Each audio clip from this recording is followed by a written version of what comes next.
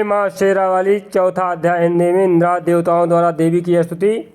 ऋषि बोले, अत्यंत पराक्रमी उस दुरात्मा महिष के एवं उसकी सेना के देवी द्वारा मारे जाने पर इंद्रादिक देवतागण अपनी वाणियों द्वारा देवी जी की स्तुति करने लगे। जिस देवी जी ने अपनी शक्ति से सारी जगत को व्याप्त कर लिया था, जिसका स्वरूप सभी देवताओं की शक्तियों का समूह है, सभी देवता एवं महर्षि जिनकी पूजा करते हैं, उस अंबिका देवी को हम प्रणाम करते हैं।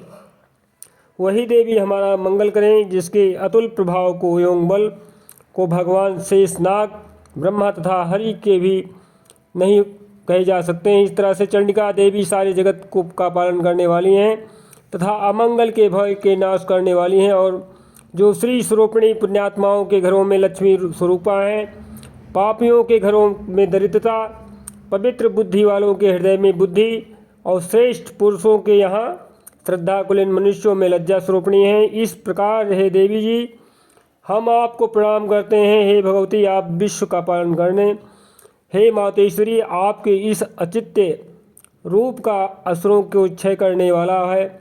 आपके महान पराक्रम का एवं देवताओं तथा असुरों के सामने संग्राम में किए गए आपके अद्भुत चरित्रों का वर्णन है। हम किस प्रकार कह सकते हैं कि हे भगवती, आप संपूर्ण जगत का कारण है और सत्व रजतम इन तीनों गुणों वाली हैं, और इस तरह से जो है आप संपूर्ण ब्रह्मांड में व्याप्त हैं। आप यज्ञेय हैं, दोनों दोषों को, सभी के दोषों को दूर करने का कारण भी हैं, और दोषों के कारण हम लोग आपको नहीं जान सकते हैं। हम तो क्या, आप स्वयं विष्णु शिव आदि भी आपका पार नहीं पा सकते हैं। आप सबकी आश्रय हो माता, एवं आप आद्या अव्याकृत प्राकृति हो। हे देवी जी, सभी यज्ञों में जिसके उच्चारण करने से भी सभी देवता तृप्त नहीं होते हैं, वह आप स्वयं हैं। आपके उच्चारण मात्र से ही सभी देवता तृप्त हो जाते हैं। वह आपका स्वरूप स्वाहा है और मुक्ति का कारण आप हो। आप अचिंत्य महाव्रत स्वरूप हो और संपूर्ण दोषों से रहित इंद्रियों को वश में करने वाले, तत्व को ही सार जानने वाले मोक्षार्थी मुनिजन जिसका आश्रय लेते हैं और अभ्यास करते हैं, वह देवी भगवती परा विद्या आप हो।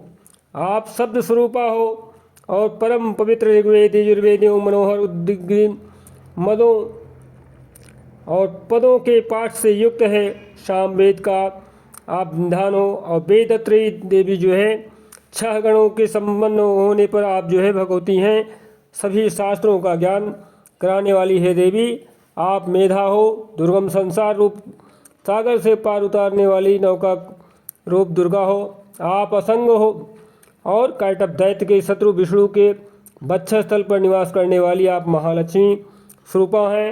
एवं चंद्रमा को मस्तक पर धारण करने वाले भगवान शिव शंकर भोलेनाथ से सम्मानित आप ही गौरी हो। यद्यपि आपका मुख स्वर्ण से भी उत्तम कांत से सुंदर तथा परिपूर्ण चंद्रमा के बिंब का अनुकरण करने वाला निर्मल मंद मुस्कान से शोभित है, तथा इस प्रकार से जो है चंद्रमुख को देखकर क्रोध से परिपूर्ण महिषासुर ने झट ही से जो है आप पर प्रहार किया। यह एक अद्भुत बात है। उससे भी अतीव अद्भुत एवं विचित्र बात तो यह है कि जब वह मुख क्रोध से युक्त था और उसके उदय होते हुए ही चंद्रमा की भांत लाल लाल था, तनी हुई भौहें अति विकराल थी। ऐसा देख करके महिषासुर ने आपने प्राण तुरंत छोड़ दिया। भला कौन ऐसा प्राणी होगा जो क्रोधी यमराज को देख कर भी जीवित रह सकता है। हे देवी जी, आप प्रसन्न हो, सर्वदा उन्नति दाता देवी जी, आप जिन पर प्रसन्न होती हैं उन्हें ही धन तथा यश मिलता है। हे देवी जी, आपकी कृपा द्वारा ही अत्यंत आदृत पुण्यात्मा पुरुष सभी धर्म संबंधी कार्य प्रतिदिन किया करते हैं। आपकी कृपा से ही उस स्वर्ग लाभ होता है। इसी कारण आप तीनों लोकों में फल देने वाली हैं। आपसे बढ़ करके और कौन है। सबके लिए उपकार करने वाली हो, आप सर्वदा दयामयी हो। इन राक्षसों के वध करने से जगत सुखी हो। ये राक्षस कभी नरक के लिए चिरकाल तक भले ही पाप करते रहें और संग्राम में इनका वध आपने इसलिए किया है कि मुझसे मारे हुए यह स्वर्ग में चले जाएंगे और इनका मोक्ष हो जाएगा। यही मन में रख कर हे देवी जी आप पापियों का वध करती हैं। आप असुरों को केवल जो है देखने मात्र से ही भस्म क्यों नहीं करती, शत्रुओं पर शस्त्रों का प्रहार क्यों नहीं करती? इसका भी कारण है क्योंकि शत्रुगण मेरे शस्त्रों से पवित्र होकर उत्तम लोकों में मरकर पहुँचे। इस प्रकार जो है आपके यह विचार अत्युत्तम है। आपका शील स्वभाव दुराचारियों के दुष्ट स्वभाव को जो है निवृत्त करने वाला है और आपका रूप जो है चिंत्य है, उसकी अन्य किसी के साथ जो है तुलना करना व्यर्थ है, अर्थात तुलना नहीं किया जा सकता है। आपका पराक्रम दो देवताओं के पराक्रम को नाश करने वाला है, दैत्यों का नाश करने वाली देवी। इस प्रकार आप शत्रुओं पर भी दया किया करती हैं और आपके महान पराक्रम की तुलना कौन कर सकता है देवी? किसके साथ हो सकती है? अन्यथा कोई ऐसा है नहीं। और आपके रूप भी तो परम मनोहर हैं, परंतु शत्रुओं को भयदायक। हे वरदायिनी, त्रिलोकी भर में यह आप में ही दिखाई देता है। हे देवी जी, शत्रुओं का नाश करके इस सारी त्रिलोकी की आपने जो है रक्षा की है। संग्राम भूमि में उन दैत्यों का विनाश करके उन्हें स्वर्ग में पहुंचा दिया और यह हमारा भय भी दूर कर दिया जो कि हमें अत्यंत उन्मत्त दानव डराया करते थे। हे माता, आपको नमस्कार है। हे देवी, हमारी शूल से रक्षा करें एवं घंटा के शब्द तथा धनुष की टंकार से भी हमारी रक्षा कीजिए। हे चंडिके, पूर्व पश्चिम उत्तर दक्षिण सभी दिशाओं में हमारी रक्षा कीजिए। अपने त्रिशूल को घुमा घुमा करके उत्तर में भी हमारी रक्षा कीजिए। ऋषि बोले। ऋषिवाच इस प्रकार देवी जी की देवताओं ने स्तुति की और नंदन वन में उत्पन्न हुए फूलों तथा गंध चंदन आदि से जो है जगत की माता की पूजा की।